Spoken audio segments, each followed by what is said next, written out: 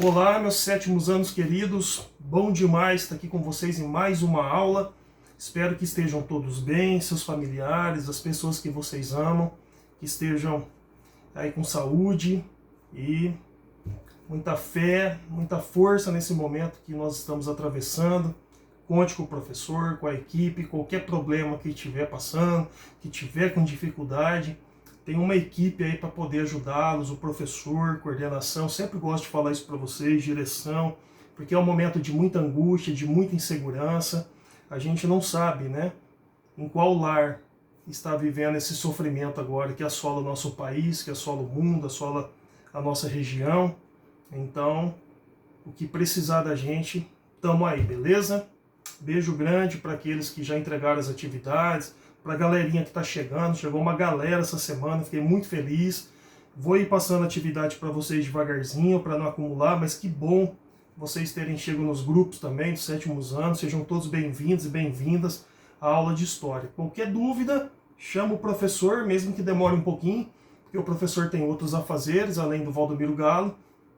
Eu vou responder. Assim que der, pode contar comigo, tá? Sem receio nenhum de ter que explicar várias vezes a matéria. E por falar em explicar, vamos lá então a nossa aula de hoje. Hoje é a parte 2 da reforma religiosa. Na aula passada nós fizemos o que nós chamamos de parte 1. Ou seja, como que estava a Europa, o que facilitou esse mundo ocidental de ter uma reforma religiosa. Então nós estudamos, nós vimos, fazendo uma breve apanhado da aula anterior, a Europa estava vivendo o Renascimento, né? A Europa estava vivendo o humanismo, esse sentimento que o homem é o centro das coisas, o homem é a obra perfeita de Deus, um homem agora voltado para o racionalismo, para a ciência, um homem questionador, que inclusive vai questionar, né, alguns posicionamentos da igreja, alguns dogmas que a igreja tinha, e justamente no seio da igreja, ou seja, um monge, né, Martinho Lutero, um monge alemão, que no princípio não queria fundar uma nova igreja, mas reformar aquilo que ele considerava como erro na igreja católica, que a gente explicou, né, no vídeo passado, uma igreja que vivia, né, uma parte da igreja que vivia na luxúria, né, que vivia fora dos dogmas da igreja católica, que tinha perdido o seu princípio, né, de ser uma igreja junto ao povo humilde, ao povo de Deus, e fazendo essas críticas, e algumas particulares, como a simonia, né, o comércio de cargos eclesiásticos, de relíquias religiosas, ou até mesmo a indulgência, que era aquela venda de perdão, né? E lembrando que esses são os fatores religiosos, mas também não podemos esquecer que além dos fatores religiosos, a reforma religiosa também contou com um fator econômico. Nós tínhamos uma burguesia aí crescente, né, comerciantes, onde a igreja tinha um dogma de considerar um pecado grave a usúria, né, o empréstimo do dinheiro a juro muito alto. Ela não era contra o comércio, mas o modelo que estava ali surgindo junto à burguesia. Então isso desagradava aos comerciantes, que preferem, óbvio, né, uma religião onde a sua ideologia bate, se complementa com aquilo que ela vivia. E também os reis, que estavam cansados, né, desse poder do Papa ser até superior às ordens dele, do Papa interferir nas decisões políticas, de uma igreja que recolhia muitos impostos nesse território dos reis, uma igreja muito poderosa, dona de terra. Então os reis também, né, chegam à conclusão que, poxa, se a igreja católica enfraquecer no meu país, ou seja, se ela não tiver no meu país, eu vou poder confiscar essas terras, eu vou poder ter acesso, né, a esses tributos que eram dados à igreja católica, e consequentemente ele teria mais autonomia econômica, mais autonomia política. E aí Lutero, como eu falei no começo, ele só queria reformar a igreja católica. Vai chegar um momento que aí vai ter uma ruptura, quando as colocações de Lutero se mantêm, entra-se num jogo político, né, muito forte ali, de interesses de alguns monarcas, da burguesia, que via no Lutero ali, né, essa escapatória para uma nova ideologia religiosa. E aí, com a excomunhão, ou seja, né, com o afastamento total de Martinho Lutero da Igreja Católica, e aí sim abre-se essa nova igreja cristã, se dividindo aí o cristianismo em meio ao movimento renascentista, nascimento cultural, comercial, né, das cidades.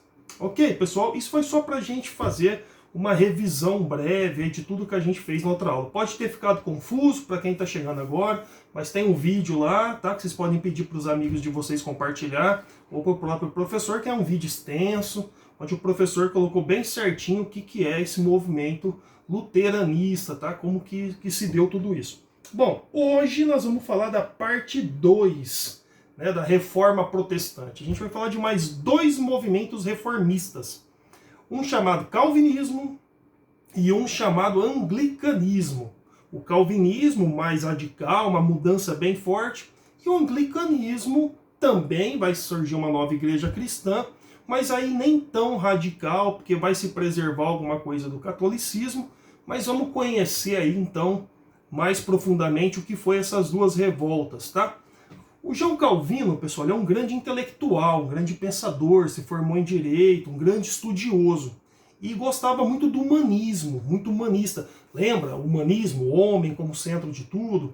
Então, o João Calvino, ele vai ter, dentro dos pensamentos do Martinho Lutero, a inspiração para ele também começar a se posicionar. Então, ele era um francês, né? Só que ali na França, quando ele começa a pregar também, baseado lá no pensamento do Martinho Lutero, começa a questionar a Igreja Católica, começa a colocar os seus posicionamentos, ele vai ser perseguido. Por quê? Porque a França, de maioria católica, não era tão tolerante com alguém ali falando e criticando o tempo todo. Interessantemente, antes que uma coisa mais grave acontecesse com o João Calvino, o que ele faz, gente? Ele foge da França e ele vai para Suíça. Mas por que ele vai para Suíça especificamente, professor? Porque anteriormente à chegada dele lá, olha esse nome aqui que é muito doidão esse nome, Ulrich Zwingli. Olha, interessante, Zwingli. Então esse cara é importantíssimo para a reforma, tá?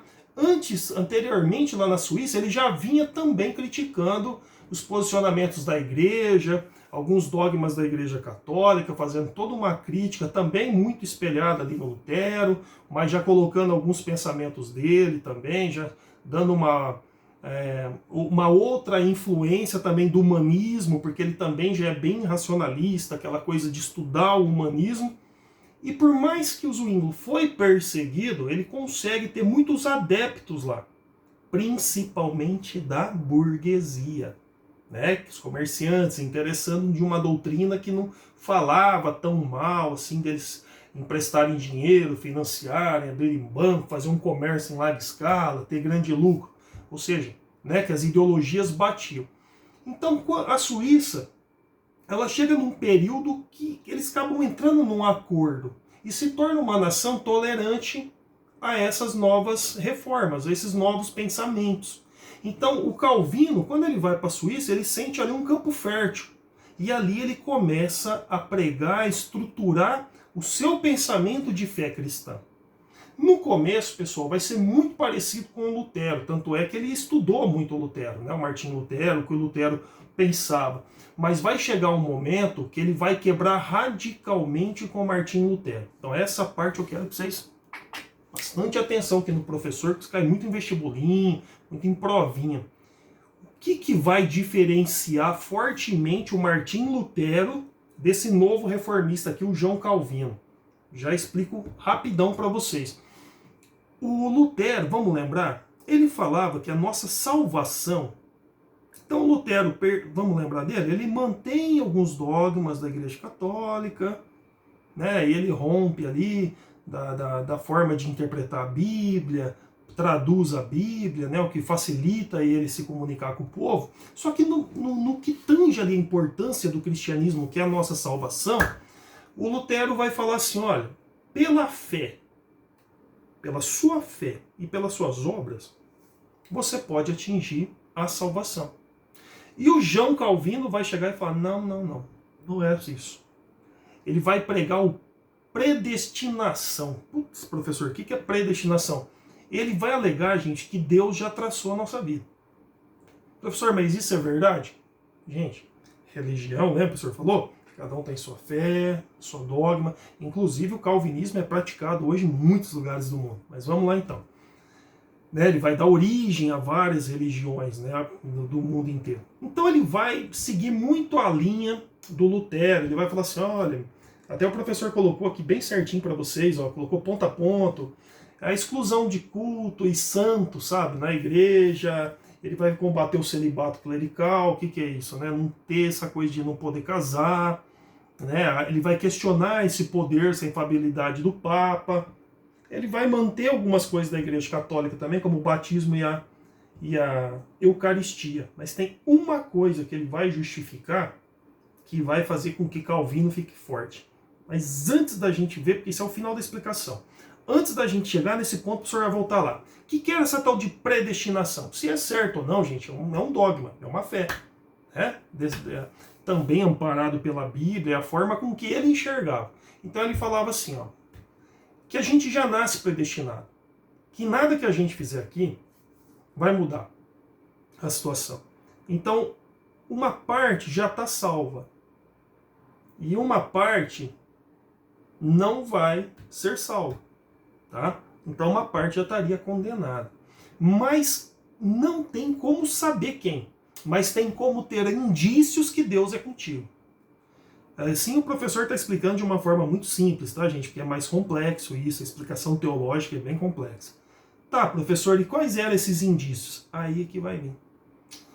Ele vai falar assim, olha, um dos indícios é você conseguir começar a vida aqui e terminar ela em ascensão, com mais bens materiais, mais bem colocado. Ele vai falar muito da gente ser puritano, por isso que algumas pessoas chamam os calvinistas de puritanos. Ele vai falar assim, olha, a gente tem que se dedicar ao trabalho. Né? Ele chegava a ser muito rígido, a questão de dançar, a questão de ter algumas, que ele chamava, né, de festas não sacras, né? Coisas do mundo, humanas. Ele vai falar assim, o homem tem que viver do trabalho dele, o homem tem que acumular bens materiais. Né? Então, se o homem conseguisse aumentar em riqueza, aumentar seus bens materiais, era uma prova dessa evolução que Deus era com ele, porque ele foi puro, ele trabalhou, ele foi reto e conquistou. Aí vocês devem estar pensando, professor, tem gente que vai gostar disso muito, porque nessa nova religião calvinista, lembra bem, ele vai falar, não pode ter santo, não obedeça o Papa, não sou a favor de padre não casar, de ter celibato e tal, e ele vai justificar a usura. Ele vai falar, não, eu não concordo com a Igreja Católica. Se a pessoa trabalhou, emprestou dinheiro, cobrou o juros, se ela teve um lucro maior, se ela comprou por esse tanto, vendeu por esse, e ela foi fruto do trabalho dela, tá certo. Errado foi o outro irmão ali que não se planejou, que não cumpriu ali o seu caminho. A burguesia vai fazer assim, ó, parabéns, Calvino, é tudo que eu queria ouvir. E aí, como foi no luteranismo, o calvinismo também começa a ganhar apoio. Ganha apoio de alguns reis, que tinha, lembra o objetivo dos reis? Terra, poder, diminuir o poder da Igreja Católica, ter terras para si, parar de pagar impostos para o Papa. O interesse dos reis era muito mais econômico, político do que religioso. Mas a burguesia viu no calvinismo, tanto é, gente, que muitos pensadores, que se Deus quiser, quando vocês estiverem na faculdade, vocês vão estudar, como Max Weber, ele vai falar assim, que ele vai escrever um livro chamado A Ética Protestante, e ele vai falar assim, como que esse pensamento do calvinismo ajudou a consolidação do capitalismo, né? E que os países que adotam o calvinismo, eles vão ter, o protestantismo, eles vão ter uma ideologia de trabalho e acúmulo de capital. O que teria uma teoria muito interessante, o que teria tido um desenvolvimento maior, né? Então você vê que interessante, a religião influenciando a economia e no desenvolvimento de um país. Você viu como tudo está entrelaçado, gente? Muito interessante, né? A gente vê isso. E aí, como o professor falou para vocês, tá?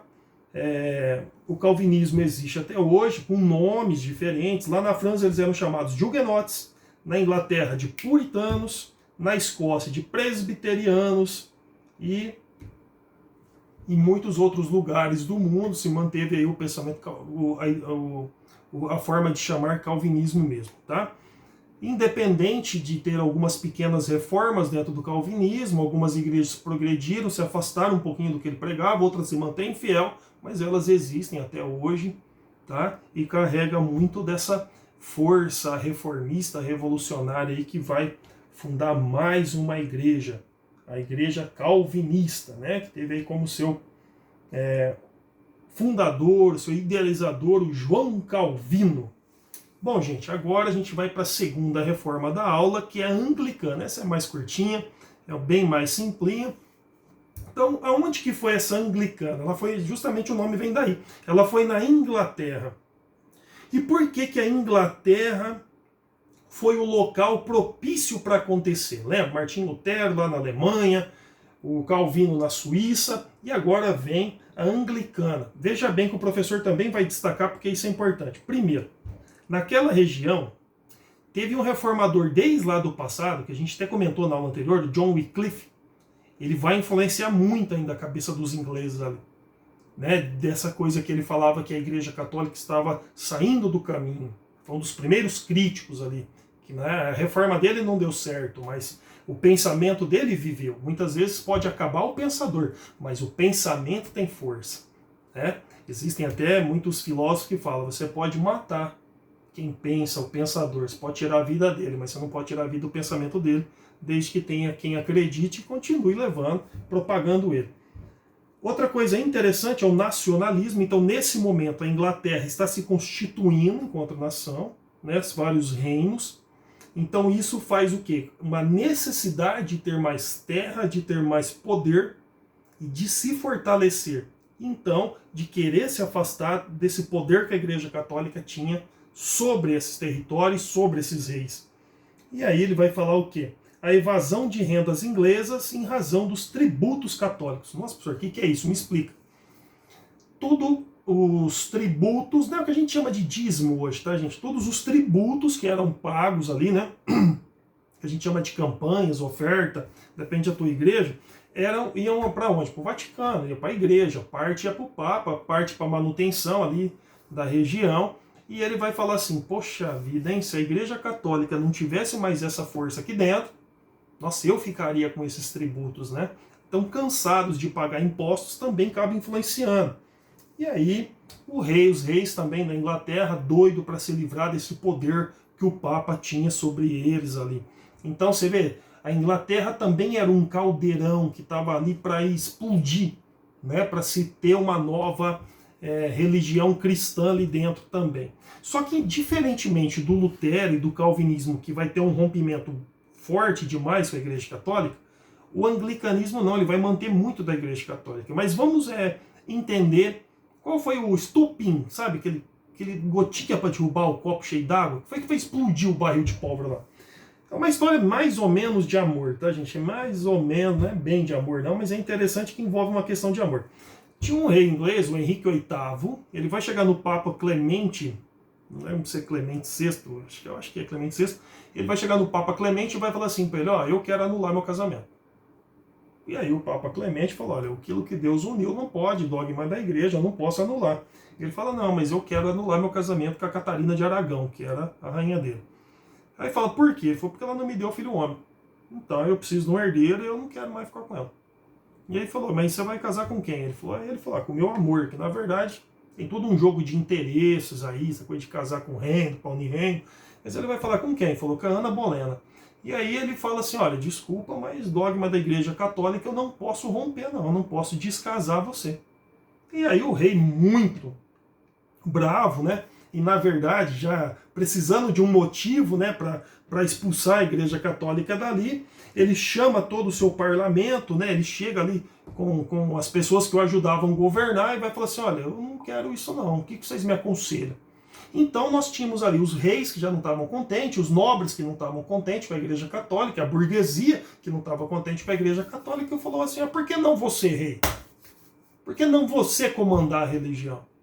E ele vai falar, poxa, gostei. E aí eles vão fazer uma lei, um decreto chamado Ato de Supremacia. Eles rompem com a Igreja Católica, rompem com o Papa, e agora o chefe da igreja não era mais o Papa, era o rei. E eles vão manter, basicamente, os rituais da Igreja Católica, mas com essa diferença. rompido com o Vaticano, rompido com Roma, rompido com o Papa, e uma igreja agora comandada pelo rei. O rei era o poder supremo ali da igreja, para nomeação de cargos. Aí os padres já não eram mais obrigados a ter o celibato, eles podiam se casar. Aí vai ter algumas mudanças, mas basicamente foi isso, pessoal. A vontade de parar de pagar impostos, a vontade de ter mais terra, tanto que o Henrique VIII, esse rei aí, ele vai se casar depois que Ana Bolén, e uma das primeiras coisas que ele faz é confiscar as terras da igreja. Então você vê que ele já tinha os outros interesses, não era só de, vou mudar a religião porque eu não estou gostando da Igreja Católica. Não, tinha interesses políticos e tinham interesses econômicos também.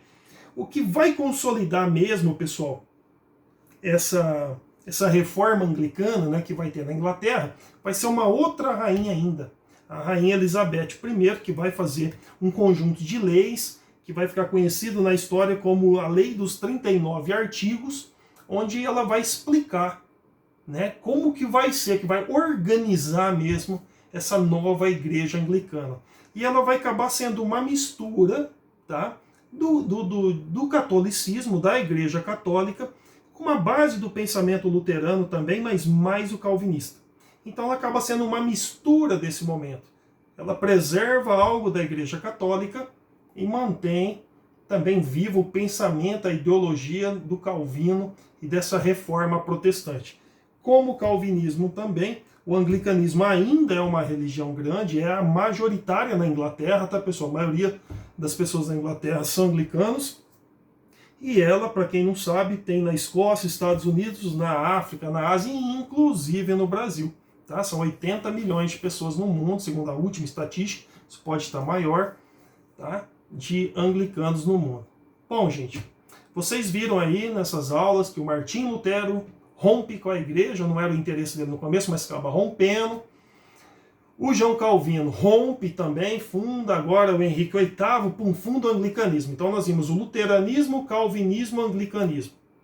Criticavam algumas coisas que a Igreja Católica estava fazendo, mas também tinha a burguesia, que queria fazer comércio sossegado, então essas novas religiões atenderam os interesses dela, tinha os reis de olho na terra, em ter mais poder, em confiscar os bens da igreja, então você viu que não era só por questão religiosa.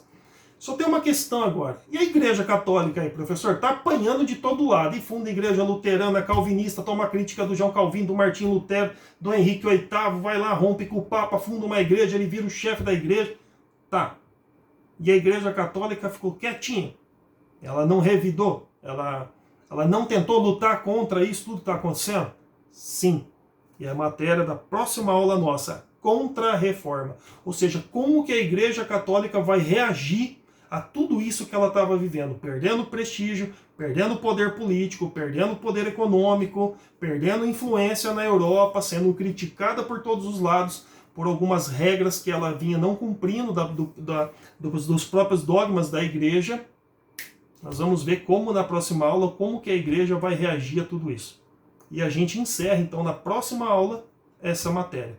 Beijo grande a todos, se cuidem, fiquem com Deus, até mais.